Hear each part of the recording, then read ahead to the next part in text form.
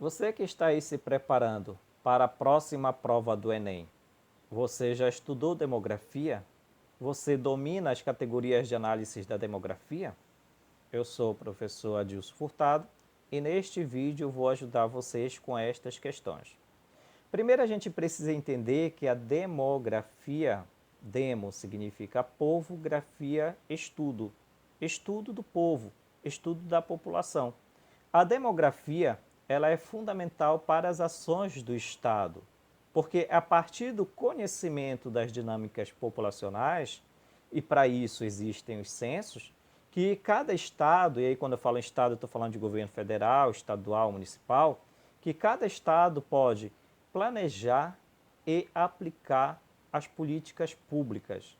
Também é importante a gente entender que não só o Estado se utiliza da demografia, principalmente as grandes empresas, as grandes transnacionais espalhadas pelo mundo, antes de implantar, seja uma loja, ou uma fábrica, ou um escritório, em determinado lugar pelo mundo, ela faz todo um levantamento cultural, levantamento econômico, social, tecnológico, ambiental. Ou seja, a empresa, ela busca conhecer o lugar, e aí para conhecer o lugar você precisa conhecer a população. E para conhecer a população é a demografia. Para então decidir se vai implantar ou que tipo de loja, fábrica ou escritório vai implantar naquele local. Quando a gente fala em demografia, eu quero destacar primeiro 4 conceitos fundamentais para a gente continuar. Primeiro, taxa de fecundidade. Segundo, taxa de natalidade. Terceiro, taxa de mortalidade. E o quarto, crescimento vegetativo ou crescimento natural. Para ser bem breve, a taxa de fecundidade ela diz respeito ao número de mulheres aptas a engravidar. No Brasil, a média, claro, a média, né, vai depender de região para região, mas no Brasil a média é entre 15 a mais ou menos 45, 50 anos de idade. Na realidade, a gente precisa compreender que o período fértil da mulher é da primeira à última menstruação.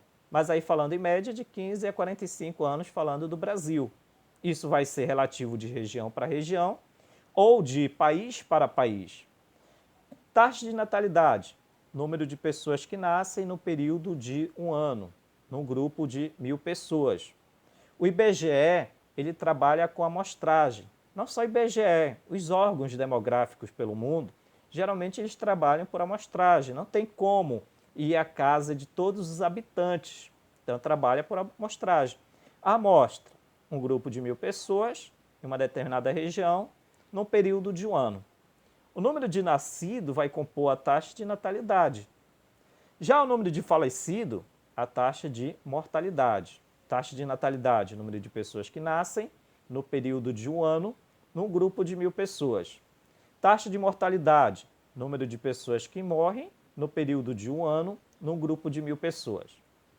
Entre o número de pessoas que nascem e o número de pessoas que morrem, a gente vai ter o que é chamado de crescimento vegetativo ou crescimento natural, que vai ser o saldo entre natalidade e mortalidade. Quando a taxa de natalidade é muito maior à taxa de mortalidade, o crescimento vegetativo vai ser positivo, porque o número de nascidos vai ser bem superior. Agora, quando a taxa de natalidade e mortalidade são próximas, são equivalentes, o crescimento vegetativo ou natural, ele será nulo, não vai aumentar e nem diminuir. Agora, quando a taxa de natalidade despenca e a população passa a envelhecer, esse crescimento vegetativo será negativo.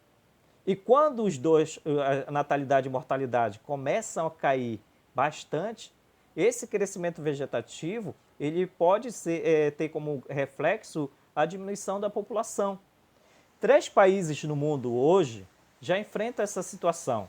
A Alemanha, Canadá e o Japão já entraram numa fase de decréscimo populacional.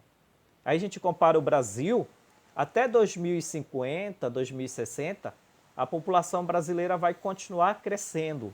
mas a partir disso a população brasileira vai começar a diminuir. Mas isso a gente vai entender um pouco mais adiante. Quando a gente fala desses fatores, dessas quedas da taxa de natalidade e mortalidade, a gente precisa entender por que a taxa de natalidade e a taxa de mortalidade reduz. É importante a gente entender que tanto a queda da natalidade quanto a mortalidade tem relação com o processo de urbanização. Isso ainda não acontece, ou se começa a acontecer ainda é muito tímido, nos países não urbanos. Então, o que é um país urbano? É um país que mais da metade da população mora em cidade. Não urbano, um país que mais da metade da população não mora na cidade, mora no campo. Alguns fatores colaboram para a queda da taxa de mortalidade. E aí a gente destaca, por exemplo, descoberta de novos antibióticos, né? A evolução da ciência, da medicina, principalmente da medicina preventiva, que é aquela que busca tratar a saúde, né? Costumo dizer que boa parte da nossa saúde, da nossa medicina, ela trata a doença. Já a medicina preventiva, ela não trata a doença, ela trata a saúde, né? Ou seja, ela evita que a doença aconteça. E aí a gente tem que ter isso em mente, que a evolução da ciência, da tecnologia, possibilitou o surgimento de novas vacinas, novos remédios, que diminuíram, eliminaram ou tornaram possível a cura de doenças que antes matava uma grande quantidade da população pelo mundo. Se você pensar, por exemplo, que o sarampo já foi uma doença de alta taxa de letalidade, se você imaginar, por exemplo, que a hanseníase era uma doença que o indivíduo estava condenado à morte e hoje não, isso é graças ao quê? Ao avanço da ciência, da ciência e da medicina. Também é importante a gente destacar a maior oferta de atendimentos hospitalares, né? A maior oferta de profissionais, trabalhadores da área da saúde. Também é importante a gente destacar mudanças nos hábitos higiênicos alimentares. E um fator fundamental para a diminuição da taxa de mortalidade, como eu já falei, tem relação com o processo de urbanização, mas aí é importante a gente destacar principalmente a ampliação e expansão do sistema básico, né, do saneamento básico. Se a gente for comparar, por exemplo, muitas cidades no Brasil ainda deixam a desejar no saneamento básico. Quando a gente fala em muitas cidades no Brasil, parece que muitas cidades imaginam, muitos prefeitos imaginam que saneamento básico se restringe a asfaltar uma rua. Asfaltar a rua é importante, é fundamental, mas isso está longe de ser um saneamento básico completo. O saneamento básico ele vai desde um sistema de água, de esgoto, né, a diminuição de moradias em locais precários, áreas de Igapó, Várzea, né, as áreas de baixadas, que são áreas que por lei não deveriam ser ocupadas, né, ou seja, você tem leis que estabelecem que é crime ocupar as áreas de baixadas e as áreas de morro. Mas aí não é uma realidade que você vê pelo Brasil, que você mais vê é a ocupação em áreas de baixadas e áreas de morro. Essas áreas elas não deveriam ser ocupadas, né? Você precisa de políticas públicas para evitar essa ocupação. Então, olha, esses fatores contribuíram para a queda da taxa de mortalidade. A consequência imediata da queda da taxa de mortalidade é que a população passa a viver mais.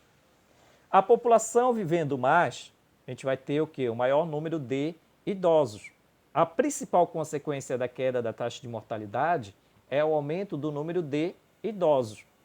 Por outro lado, destacando aí para vocês, a gente tem alguns fatores que contribuem para a queda da taxa de natalidade. Hoje, o número de filhos por mulheres no Brasil e no mundo, mas falando de Brasil, é 1 a 2 filhos. E vai reduzir ainda mais. Mas, se a gente pensar que há 100 anos atrás, as mulheres tinham no Brasil em média de 20 a 24 filhos, claro que a maior parte morria antes de completar 5 anos de idade, né? Ou seja, era chamada mortalidade infantil. Hoje as mulheres têm em média 1 a 2 filhos. As famílias no Brasil hoje têm, em média, 4 moradores. Essa é a média para a gente comparar, que antes 8, 10, hoje 4 moradores. Geralmente 2 adultos e 2 crianças. E por que essa taxa de natalidade vem reduzindo? Processo de urbanização, que vai desencadear inúmeros fatores. Por exemplo, o custo de vida na cidade é muito mais elevado. Ter um grande número de filhos não representa mão de obra, mas sim gastos. Aumenta a família, diminui o poder aquisitivo da família. Um fator fundamental foi o quê?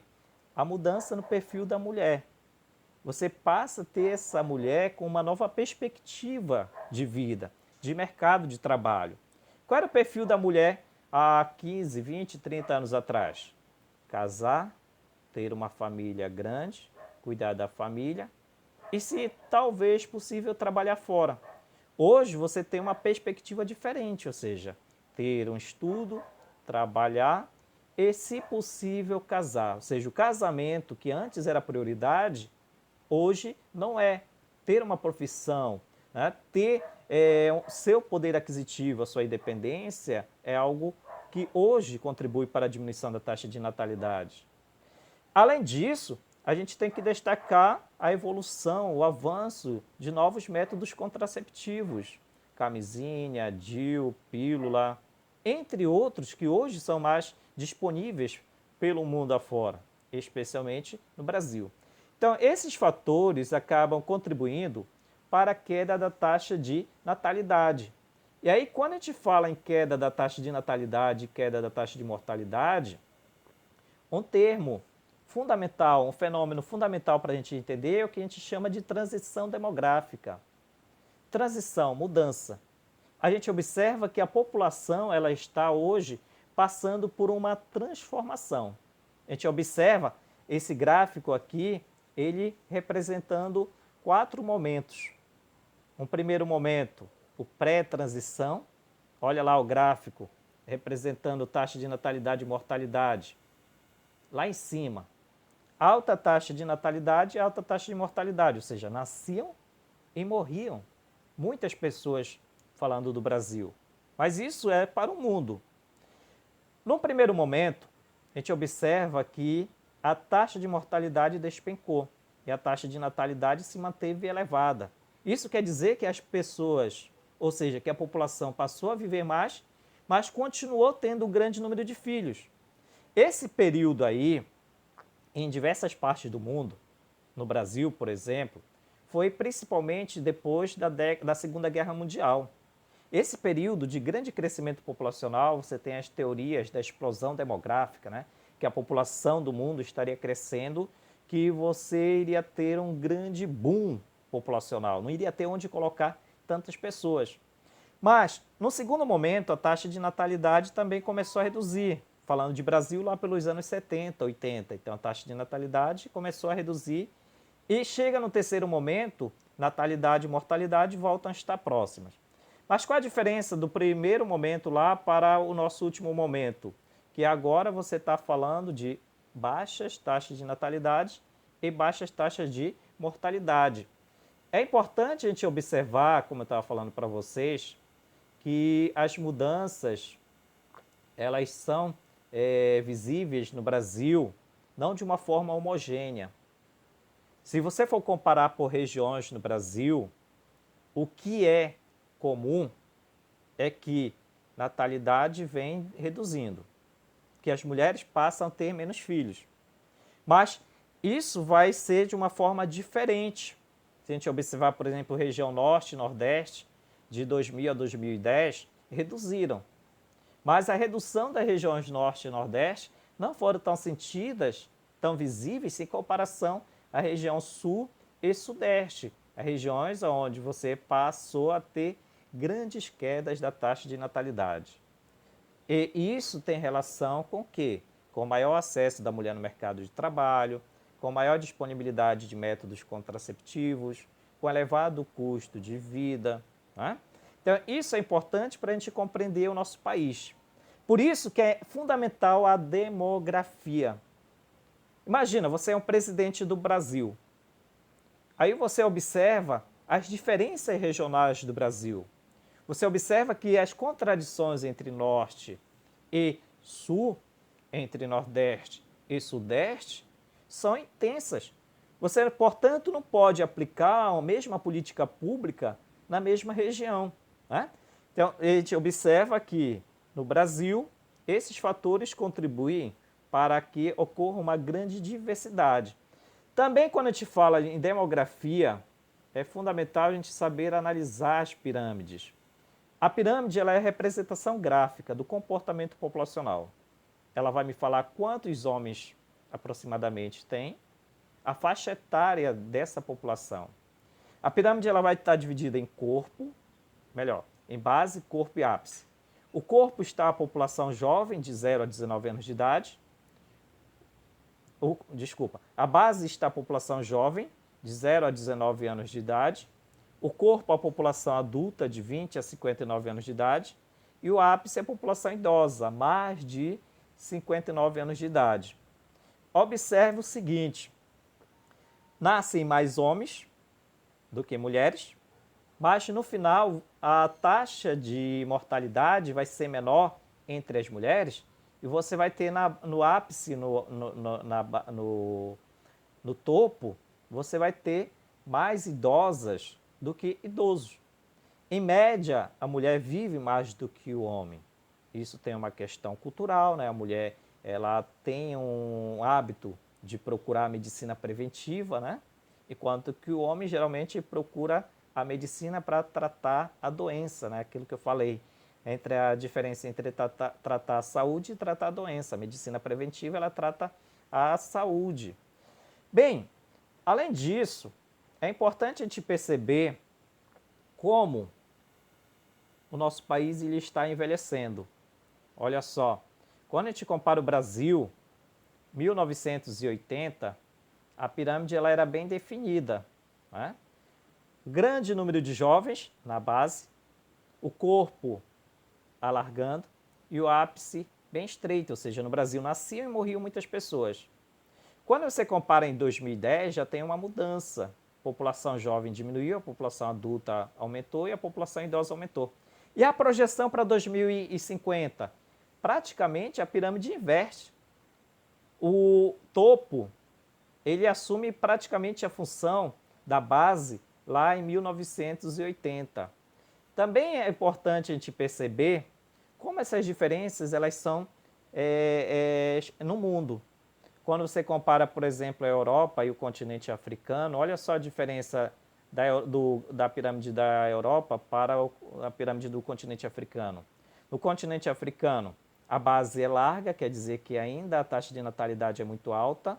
No continente europeu, a base é estreita, quer dizer que a taxa de natalidade diminuiu. No continente africano, olha o ápice, bem estreito. No continente europeu, olha o ápice, quase a mesma largura da base. Isso significa dizer que na Europa a população vive mais e na África a população vive menos. Olha, isso vai ter relação com acesso a saneamento básico, relação com sistema de esgoto, relação à saúde. E na Europa, viver mais, claro que a gente não pode generalizar, mas na maior parte dos países, viver mais significa viver melhor. Não é a realidade do Brasil, que viver mais não necessariamente significa viver melhor.